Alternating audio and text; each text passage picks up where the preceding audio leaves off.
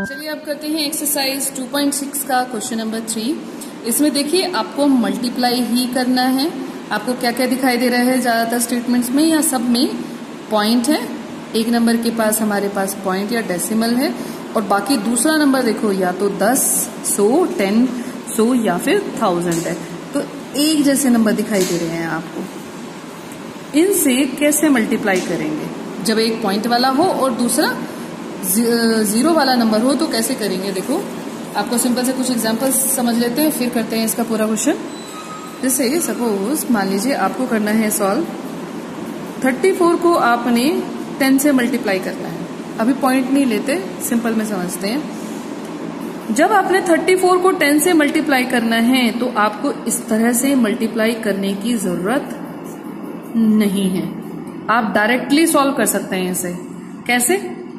पर कंडीशन है आपके पास जो नंबर है वो होना चाहिए 10, 100, 1000, कुछ इस तरह के नंबर आपके पास होने चाहिए, ठीक है ना, या 10,000 कुछ भी, यानी कि पीछे जीरोज हो और आगे आपका 1 होना चाहिए। ये कंडीशन है इस क्वेश्चन के लिए। तो 34 को अगर 10 से मल्टीप्लाई करेंगे तो क्या आएगा? आपने 34 एज इट इज लिखना है और साथ में पीछे क्या लगानी है? 0। इसी तरह से कुछ और एग्जाम्पल, जैसे 152 को मैंने 100 से मल्टीप्लाई किया तो कितना आएगा? 152 एज इट इज रहेगा और पीछे कितने जीरोज लगेंगी? 1 और 2 जीरोज लग गई। चलिए कुछ और एग्जाम्पल 2-3 समझ लेते हैं ताकि फिर हम आगे पॉइंट वाले डेसिमल पर मूव करेंगे। इनटू 1000 तो ये नंबर एज इट इज आ जाएगा 1, 3, 4, 5। पीछे कितनी जीरोज लगेंगी? 1, 2, 3 जीरोज मैंने पीछे लगा देनी है। ये इसका आंसर आ जाएगा। ठीक है, एक और लास्ट 479 मल्टीप्लाइड बाय 4, 10,000 से किया 479 एज इट इज और पीछे 4 जीरोज लगा देंगे, 1, 2, 3 और 4। अब इन्हें पॉइंट लगा देते हैं अलग अलग जगह। डेसिमल यहाँ लगा दिया, इसमें हमने यहाँ लगा दिया और इसमें हमने इससे आगे लगा दिया। आगे लगाया है तो कुछ ना कुछ आगे जीरो लगानी पड़ेगी, ऐसे खाली नहीं छोड़ना। तो पॉइंट लगाए तो जीरो लगा दे। अब मल्टीप्लाई सेम रहेगा, ठीक है। सबसे पहले जब आपने ऐसे नंबर से मल्टीप्लाई किया तो मल्टीप्लाई आप सेम तरीके से करोगे। पॉइंट बाद में दिमाग में लेके आना लास्ट में कि अब पॉइंट कैसे लगाना है। पीछे से काउंट करो, 1 के बाद पॉइंट है तो आंसर में 1 के बाद पॉइंट लगा दो। कितनों के बाद पॉइंट है? 1 और 2, 2 के बाद पॉइंट है, पीछे से काउंट करो 1 और 2, 2 के बाद पॉइंट लगा देंगे, ठीक है। यहां पर कितनों के बाद पॉइंट है? 1, 2, 3 के बाद पॉइंट है, तो चलिए 1, 2, 3 के बाद पॉइंट लगा दिया। इसमें देखते हैं 1, 2, 3 के बाद पॉइंट आया हुआ है तो आंसर में चलेंगे 1, 2, 3 के बाद पॉइंट आ गया। तो ये इस तरह से आपका पॉइंट लग जाएगा। क्लियर? चलिए अब एक्सरसाइज कर लेते हैं। पहला से करेंगे 1.3 को 10 से मल्टीप्लाई। बच्चे पॉइंट ना या तो भूल जाओ, सबसे पहला या तो भूल जाओ या अभी इस स्टेप पर लगाओ ही ना, बाद में लगाओ जिससे कंफ्यूजन भी ना क्रिएट हो।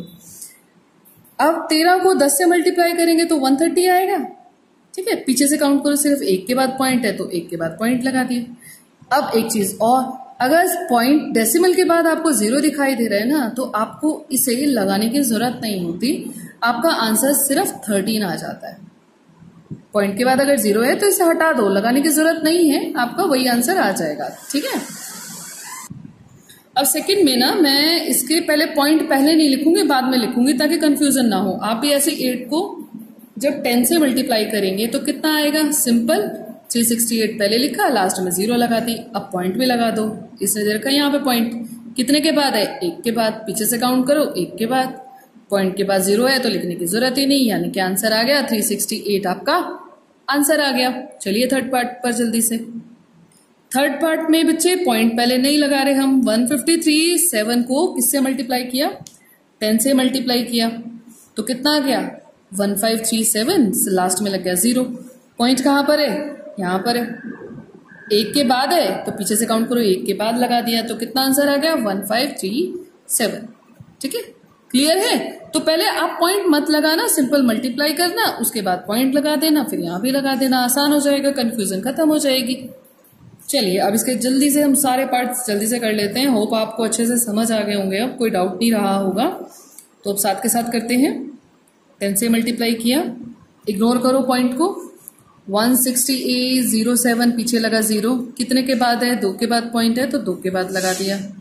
ठीक है, अब जब पॉइंट के बाद एक ये चीज और ध्यान रखो, लास्ट में अगर आपको 0 दिखाई दे ना पॉइंट में, लास्ट पीछे सबसे पीछे हो तो उसे नहीं लगाने की जरूरत नहीं होती, तो हम इसे लिखेंगे 168.0.7, ये आंसर आ जाएगा। फिफ्थ पार्ट 31.1 इंटू 100 मल्टीप्लाई किया, 1 ऐसे आएगा, पीछे 2 जीरोस लग जाएंगी, 1 के बाद पॉइंट लगेगा, पीछे से काउंट करो, ये हटा दो पॉइंट के बाद वाली 0, 311,110 इसका आंसर आ जाएगा। चलिए इसका नेक्स्ट पार्ट 6 पार्ट देखते हैं। 156.1 को 100 से मल्टीप्लाई करना है, तो हमारे पास नंबर 156, 1 पूरा एज इट इज आएगा, 2 जीरोस पीछे आएंगी, पॉइंट सिर्फ 1 के बाद है, पीछे से काउंट करिए 1 आ गया, तो हमने पीछे पॉइंट वाली 0 हटा दी, 15610 आपका आंसर आ जाएगा। चलिए अब 7th पार्ट, 7th में है आपका 3.62 को 100 से मल्टीप्लाई करेंगे, नंबर एज इट इज, पीछे 2 जीरोस, 2 नंबर्स के बाद पॉइंट है तो 1 2 के बाद पॉइंट के बाद 0 हटा देंगे, 362 आंसर आ जाएगा। 8th पार्ट 43.07 को 100 से मल्टीप्लाई करेंगे, कितना आ जाएगा? 4307 एज इट इज रखेंगे, पीछे 2 जीरोस लगाएंगे, 2 के बाद पॉइंट है तो 2 के बाद पॉइंट लगाया, 4307 आंसर आ जाएगा। चलिए अब देखिए इसका जल्दी से हम बाकी पार्ट देख लेते हैं कैसे करने हैं। इसे मल्टीप्लाई करना है तो बच्चे सेम आ जाएगा, 0 5 पीछे लग जाएगी 0, 1 के बाद पॉइंट है तो 1 के बाद पॉइंट, 5 पॉइंट के बाद 0 का कोई मतलब नहीं होता, लिखने की जरूरत नहीं, और 5 से पहले वाली 0 का भी कोई मतलब नहीं होता, तो ये आपका आंसर आ जाएगा। इसी तरह से इसमें लिखते हैं 008 पीछे लगी 1 0, काउंट करेंगे 1 2 के बाद पॉइंट है तो 1 और 2 के बाद पॉइंट है। अब पॉइंट के बाद लास्ट में 0 हो उसका कोई मतलब नहीं है, पॉइंट से पहले ये वाली 0 तो मैंडेटरी है, ये तो लगेगी, अब इसका भी कोई मतलब नहीं है। आप इसे और इसे दोनों को हटा सकते हो, तो आंसर आ गया आपका 0.8।